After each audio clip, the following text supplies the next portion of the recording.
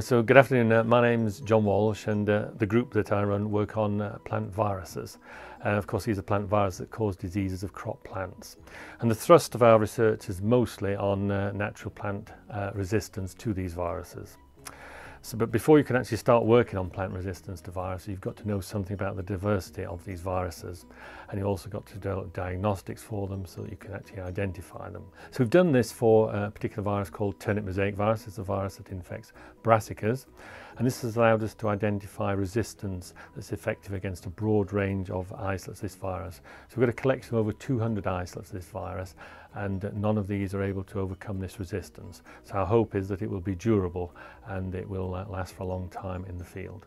So we've identified the genes that are involved in this resistance and also the mechanism that's controlling the resistance. And we've developed molecular markers that we can use to trace the resistance. And the resistance is quite novel, so we've been able to patent it. And now the resistance has been exploited by a commercial seed company, and they're incorporating this into their brassica varieties. And they were able to use this marker that we developed to rapidly speed up this integration of the resistance into their commercial varieties. Most viruses are transmitted by green fly, or aphids as we call them, but there are also some that are transmitted, for instance, by fungi, and you'll be able to see some examples of these in our exhibit today. So a lot of the viruses that we're working with actually infect brassica plants.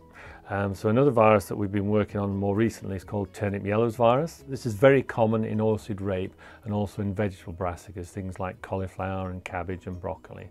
And in some of the crops, the commercial crops these are, that we've been examining, all the plants are infected, so 100% infection in some of these crops. So we've identified sources of resistance to this virus, turnip yellows virus, and we've found this resistance in wild relatives of brassicas. So what we're doing at the moment is characterising this resistance and its inheritance and the specificity of the resistance.